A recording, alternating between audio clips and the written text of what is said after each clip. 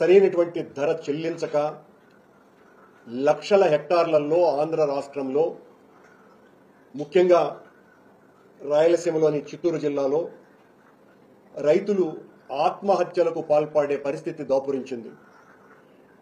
చంద్రబాబు నాయుడు గారు, పవన్ కళ్యాణ్ గారుల భుజాల మీద నిలబడి ఉన్న బీజేపీ ప్రభుత్వం కేంద్రంలో వీళ్ల మద్దతు లేకపోతే కేంద్రంలో బీజేపీ ప్రభుత్వం ఉండే అవకాశమే లేనటువంటి స్థితిలో ఉండగా చంద్రబాబు నాయుడు గారు మామిడి రైతులకు చేస్తున్నటువంటి ద్రోహం అంతా ఇంతా కాదు అని చాలా స్పష్టంగా తెలిసిపోయింది.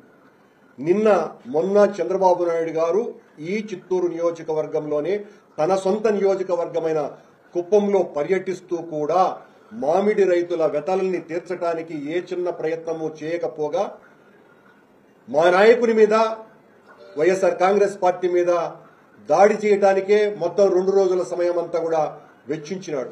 కానీ కర్ణాటకలో జేడీఎస్ పార్టీకి సంబంధించిన కుమారస్వామి గారు, మంత్రి గారు కేంద్ర ప్రభుత్వానికి ఒక ఉత్తరం రాయంగానే మామిడి రైతులు మా కర్ణాటకలో చాలా ఇబ్బంది పడుతున్నారు, గిట్టుబాటు ధరలు లేక అని కేంద్ర మంత్రి శివరాజ్ సింగ్ చౌహాన్ కు ఉత్తరం రాయంగానే శివరాజ్ సింగ్ చౌహాన్ నుంచి వెనువెంటనే కుమారస్వామి గారికి లెటర్ రాస్తూ మీ దగ్గర నుంచి, మీ కర్ణాటక రాష్ట్రం నుంచి 2,50,000 టన్నుల మామిడికాయలను 16 రూపాయలకు, కిలో 16 రూపాయలకు, క్వింటాల్ 1600 రూపాయలకు కొనుగోలు చేయటమవుతున్నది అని సాక్షాత్తు కేంద్ర మంత్రి, అగ్రికల్చరల్ మినిస్టర్ శివరాజ్ సింగ్ చౌహాన్ రాసినటువంటి ఉత్తరం.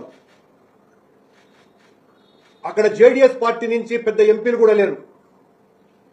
మన రాష్ట్రం నుంచి దాదాపు 22 మంది ఎంపీలు పవన్ కళ్యాణ్ గారు, చంద్రబాబు గారుల సహకారంతో కేంద్ర ప్రభుత్వం నిలబడి ఉండినా చంద్రబాబు నాయుడు గాని, పవన్ కళ్యాణ్ గారు గాని కేంద్ర ప్రభుత్వాన్ని అభ్యర్థించిన పాపానే పోలేదు.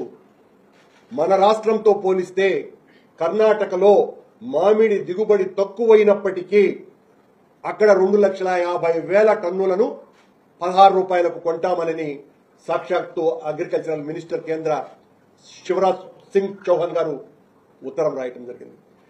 ఇక్కడ ముఖ్యమంత్రి చంద్రబాబు నాయుడు గారు, పవన్ కళ్యాణ్ గారు ఏమంటున్నారు? పవన్ కళ్యాణ్ అయితే అసలు మాట్లాడడం మానేసి చాలా కాలమైంది. ఆయన దేని మీద స్పందించడం పూర్తిగా మర్చిపోయినారు.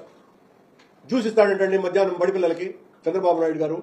ఒరే పాసుకున్న రైతులు ఆత్మహత్యలు చేసుకుంటాడారా స్వామి, నీ జిల్లాలోనే ఇంత దారుణంగా ఉందని రైతాంగం అంతా 100 మీటర్లు, కిలోమీటర్ల దూరంలో ట్రాక్టర్లన్నీ కూడా నిలబడిపోయి ఉంటే, ఆ పల్పు ఫ్యాక్టరీ యజమానులు సరిగ్గా కొనకపోతే వాళ్లను పిలిచి నువ్వు ఏం ఒప్పందాలు చేసుకునేటట్టు మాట్లాడుతున్నాడు నాకు అర్థం కావటం లే.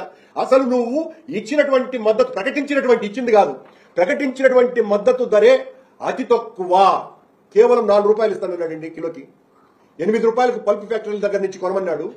8 రూపాయలు కొనమంటే వాళ్ళు మేము 2 రూపాయలకు మించి కొనమని వాళ్ళు. ఈయన 4 రూపాయలు చెప్పిన వ్యక్తి ఇంతవరకు 4 పైసలు కూడా కిలోకి ఇవ్వలేదు చంద్రబాబు నాయుడు గారు.